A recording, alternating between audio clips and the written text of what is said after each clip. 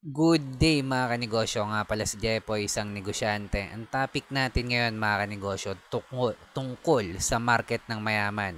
At ang example ko sa inyo, community ng mga bikes ng mga cyclist na ang pagmamay-ari is Cannondale na bike mga kanegosyo. Example ko lang 'yan tulad ng community ng mayayaman. Bakit importante 'to? Kahit naka-focus in one ka, pwede ka pa rin malugi. Eto kung nagsisimula ka pa lang magnegosyo, tapusin mo tong video ko, sigurado marami kang matututunan. Ako nga pala si Jepoy, isang negosyante, isa rin akong DJ. Kung kailangan nyo palang DJ sa club, sa bar, sa event, message lang kayo dito sa page ko or comment lang kayo.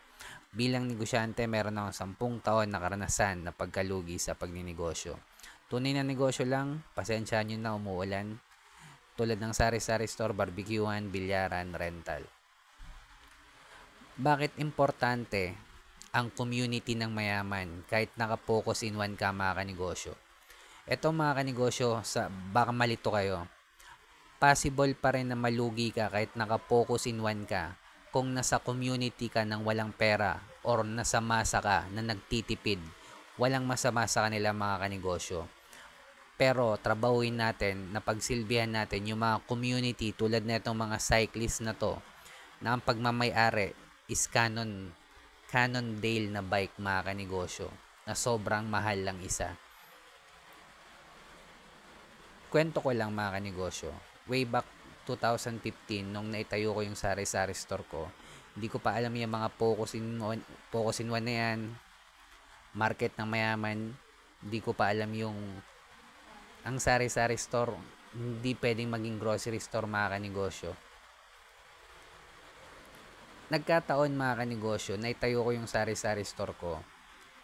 Kahit walang focus in one yun, nasa community ako na may pera. Ang pinagsisilbihan ko mga kanegosyo is college student. Nagkataon mga kanegosyo, naging tambayan ng college student yung sari-sari store ko. At pang-anim akong sari-sari store mga kanegosyo na nakapaligid sa TIP, Technological Institute of the Philippines. Diyan po ako graduate ng marketing management mga kanegosyo. Kahit mag-mark up ako ng malaki mga kanegosyo, piso, 2, 5 piso, pare-pareho lang naman yung tinda ng mga sari-sari store eh. Pero ako yung pinakamahal magbenta. Pero ako naman pinakamalupit ng serbisyo. Kaya sa akin pa rin bumibili yung mga customer ko. Napaka-importante sa negosyo ang markup, ang markup mga kanegosyo. At kapag wala ka sa community na may pera, ang hirap makapag-markup ng malaki. Ito, binibigyan ko lang kayo ng sample ng community na pwedeng paglingkuran. Boss Jepoy, paano kapag wala kaming bike, hindi ka marunong mag-bike, paano kami makakapasok sa community na yan? Hindi importante na may bike ka, hindi importante na kasali ka sa community nila, basta magbigay ka ng serbisyo para makapasok sa loob ng community nila, possible yan mga kanegosyo. Kaya pinagtatrabahuan yan. Although mahirap, pero pag nakapasok ka naman sa community nila at makapagbenta ka ng pangangailangan based sa pangangailangan nila, kahit mag-markup ka ng malaki, walang problema sa presyo yan. Basta malupit yung serbisyo or produkto mo. Syempre, focus in one pa rin mga kanegosyo.